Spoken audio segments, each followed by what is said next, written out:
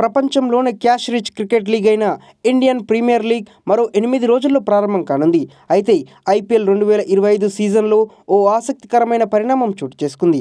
లీగ్లో మొత్తం 10 టీంలు పోటీ పడుతున్నాయి. అయితే 9 జట్లకు భారత ఆటగాళ్ల కెప్టెన్లుగా ఉంటే ఒక్క సన్ రైజర్స్ హైదరాబాద్ టీంకు మాత్రమే ప్యాట్ కమిన్స్ రూపంలో విదేశీ ఆటగాడు సారథిగా ఉన్నారు. ఐపీఎల్ ప్రారంభం కానున్న తరుణంలో జట్లు తమ కెప్టెన్లను ప్రకటించాయి. 9 జట్లు తమ కెప్టెన్లను చాలా రోజుల ముందే ఖరారు చేయగా ఢిల్లీ క్యాపిటల్స్ మాత్రమే తాజాగా ప్రకటించింది. ఆల్రౌండర్ అక్షర్ పటేల్ ఢిల్లీకి సారథ్యం వహించనున్నారు. ఈ క్రమంలో హైదరాబాద్ మినహా మిగిలిన జట్లకు టీమిండియా ఆటగాళ్ల కెప్టెన్లుగా ఉన్నారు. 2024లో మాత్రం రాయల్ ఛాలెంజర్స్ బెంగళూరుకు ఫాఫ్ డు ప్లెసిస్ మరియు కొన్ని మ్యాచ్లకు శామ్ కరన్ పంజాబ్కు సారథ్యం వహించాడు. కానీ 2025లో మాత్రం కేవలం హైదరాబాద్ జట్టుకు మాత్రమే ప్యాట్ కమిన్స్ రూపంలో విదేశీ ఆటగాడు సారథ్యం వహిస్తున్నాడు.